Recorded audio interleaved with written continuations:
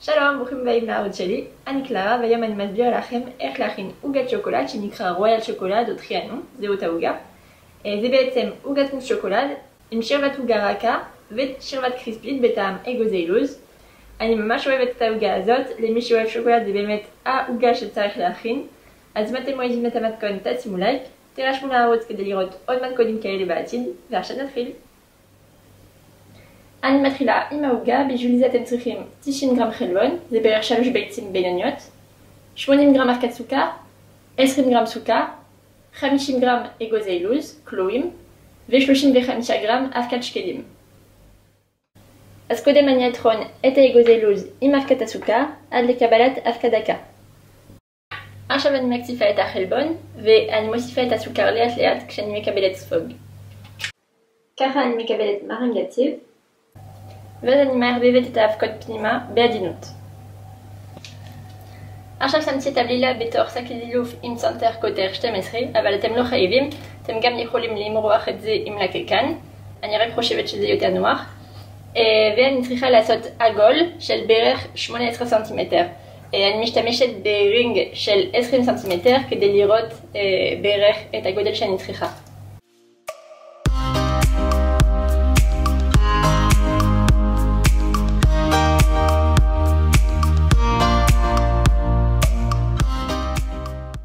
ואני מכניסה לתנור ב-180 מעלות בערך 15 או 20 דקות. בשביל השרבה הקריספי אתם צריכים 70 גרם מחית אגוזי לוז או פרלינה, אם אתם משתמשים בפרלינה זה יהיה טיפה יותר מתוק, 80 גרם שוקולד חלב נמס ו-75 גרם פייטה, זה בעצם חתיכות קרפ קריספי. אתם יכולים למצוא את זה בחנויות אפייה, או אחרת אתם יכולים להשתמש בעוגיות רבע לשעה ולשים פחות שוקולד. אז מאוד קל, קודם בתוך קערה אני אערבב את המחית אגוזי לוז עם השוקולד.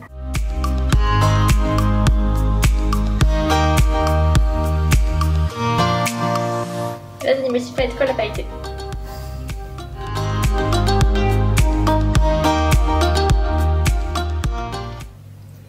עכשיו לפני שזה יהיה קשה מדי, אני לוקחת את העוגה שלי, חתכתי טיפה כדי שזה יהיה חצי סנטימטר יותר קטן מהרינג שלי,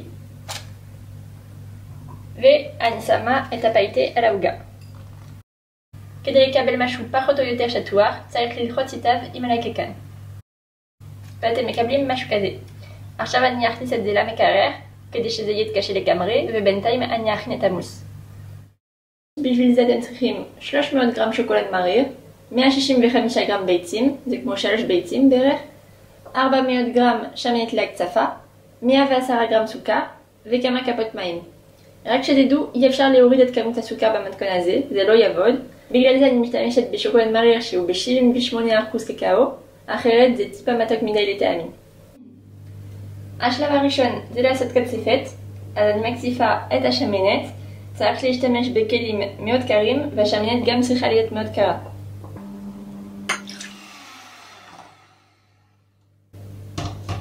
כשיש לי משהו מאוד יציב, אני שמה את זה במקרר בינתיים.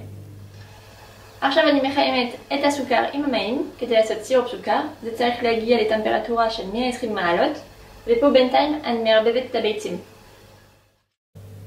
כשסירופ הסוכר הגיע לטמפרטורה, אני שופכת אותו לאט לאט על הביצים בצד הקערה, ואז אני מערבבת במהירות גבוהה עד לקבלת משהו קרימי, לבן, מלא מלא אוויר. אני מוסיפה את השוקולד, זה מאוד חשוב שהוא יהיה בטמפרטורה בין 50 ו-55 מעלות. יותר חם מזה הוא מתבשל והמרקם שלו משתנה, אבל יותר קר זה יהיה ממש קשה לערבב את זה בביצים. ואז אני מוסיפה את השמנת בכמה פעמים. כשהכל מעורבב, אני לוקחת את הרינג שלי, שמתי פס נייר מסביב, העוגה בפנים, יש רווח בין הרינג והעוגה, ועכשיו אני שופכת את המוס בפנים. ועכשיו אני מכניסה את זה למקפיא לפחות ל4 שעות, אבל עדיף כל הלילה. כדי לעשות טיפול שוקולד מבריק, אתם צריכים 95 גרם שמנת מתוקה, 50 גרם אבקת קקאו, 140 גרם סוכר, טיפת ג'לטין, יש פה 5 גרם ג'לטין בתוך 30 גרם מים וכמה כפות מים. אז ככה, חיממתי את השמנת, אתם יכולים לעשות את זה או בסיר או כמה שניות במיקרוגל, זה לא צריך להיות רותח, רק טיפה חם. ופה אני אחמם את הסוכר והמים עד לטמפרטורה של 103 מעלות. כשסירופ הסוכר הגיע לטמפרטורה, אני סוגרת את האש, ואז אני מוסיפה את אבקת הקקאו שאני מסננת. כשהכל מעורבב, אני מוסיפה את הג'לטין. כשהג'לטין נמס, אני מוסיפה את השמנת.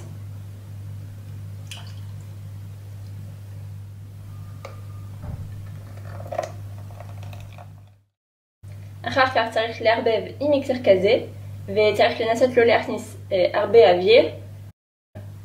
עכשיו צריך לחכות שהציפוי יתקרר ויגיע לטמפרטורה של 30 מעלות כדי להשתמש אותו. אחרת העוגה תנמס. אז אני מראה לכם את כל מה שאתם צריכים. לקחתי תבנית, אפשר גם מגש, זה כדי לאסוף את כל השוקולד שיפול.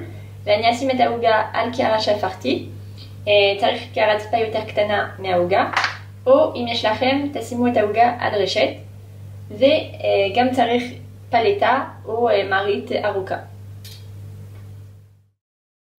הורדתי את הרינג והנייר שהיו על העוגה. עכשיו אני לוקחת את הציפוי שלי ב-30 מעלות ואני שופכת את העוגה.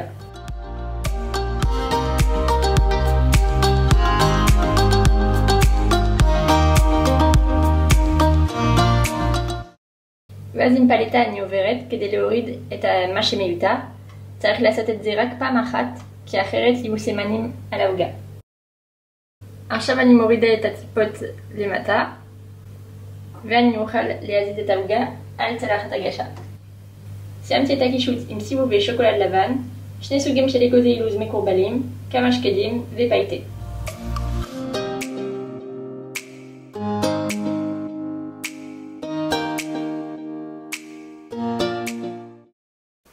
וזהו, המתכון נגמר. אני מקווה שאהבתם. אם אתם מנסים בבית תגידו לי איך זה יצא, ואם עוד לא נרשמתם אז תקליקו עליי עכשיו כדי להירשם לערוץ ולראות את כל המתכונים שלי. נתראה בסרטון הבא, ביי ביי.